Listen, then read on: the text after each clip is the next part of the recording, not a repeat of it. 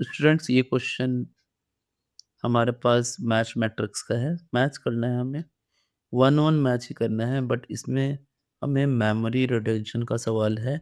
अगर हमें याद है तो फिर ये सवाल बन जाएगा।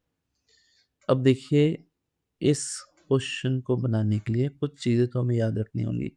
मैं कुछ स्पेसिफिक चीज़ें आपको बताता हूँ। सो लास्ट तक देखिएगा। एक बार क्वेश्चन को रीड कर देते हैं।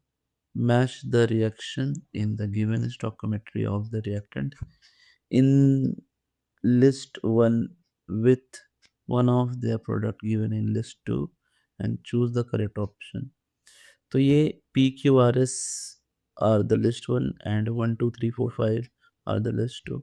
So एक एक करके बात करें अगर, तो पहला जो क्वेश्चन है ना, यहाँ पर एक ऑक्साइड दिया हुआ है और वो ऑक्साइड को हमने वाटर से रिएक्शन कराया है।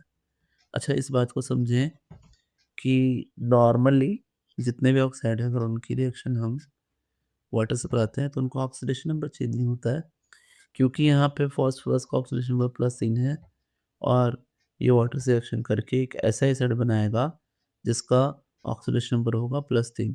तो इसलिए ये बनता है H3PO3 और यहाँ भी इसका ऑक्सीडेशन नंबर +3 होता है।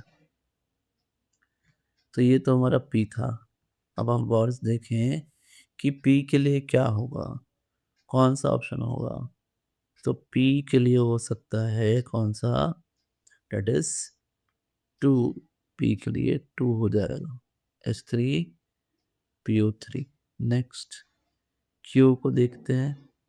क्यू में हमारे पास है P4 plus NaOH plus H2O है। अब देखिए ये जो दिया है ना, ये एक्चुअली एनसीईआरटी एग्जैक्टली उन्होंने कॉपी पेस्ट कर दिया है। रेडॉक्स अब जाके पढ़ेंगे तो वहाँ प्रॉब्लम में जहाँ हम आयन इलेक्ट्रॉन मेथड से किसी रिएक्शन को बैलेंस करते हैं, वहाँ ये क्वेश्चन में दिया हुआ है ये पूरा रिएक्शन। और जब हम P4 को बेसिक मीडियम में रिएक्शन कराते हैं तो ये डिस्प्रोपोर्शनेट होता है और ये बनाता है PH3 प्लस NaH2PO2 बनाता है। तो अब देखिए हमारे पास ऑप्शन है 3। सो क्यू का हो जाएगा 3। ये एक डिस्प्रोपोर्शनेशन है। आगे की बात करते हैं। नेक्स्ट, अब यहाँ पे हमसे PCl5, ये एक ऑर्गेनिक रिएक्शन है, PCl5 प्लस CH3COOH, लेकिन वहाँ पूरा लिखते नहीं, लेकिन मैं लिखता हूँ।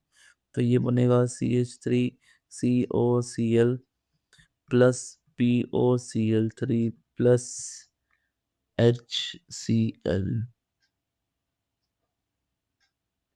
तो हमें ये बात समझ में आई कि यहाँ पर जो CH3COCl है ना, ये हमारा POCl3 बना रहा है और R के लिए हमारे पास हो जाएगा 4 नंबर। फिर जो लास्ट है हमारा S, उसके लिए अगर हम लिखें कि H3PO2 जो है वो H2O के साथ रिएक्शन के मीडियम में रिएक्शन करके AgNO3 बना रहा है। तो फिर समझिए कि H3PO3 का ना क्या होगा, वो H3PO2 एक्चुअली H3PO2 का ऑक्सीडेशन होगा, क्योंकि AgNO3 जो है वो कन्वर्ट होगा Ag में। इसलिए ये बन कर आएगा H2PO4 and plus Ag plus plus H2PO4 plus Ag and plus HNO3। इतनी चीज़ें बनेंगी।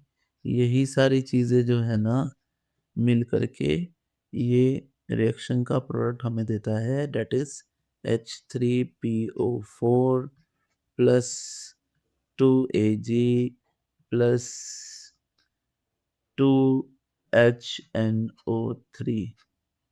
अब इसको मैच कर लेते हैं कि एस का क्या आंसर आएगा। तो एस का आंसर आएगा 5। तो क्या-क्या हैं ऑप्शंस हमारे? पी के 2, क्यू का 3, आर का 4 और एस का 5। तो ये डी है आंसर हमारा।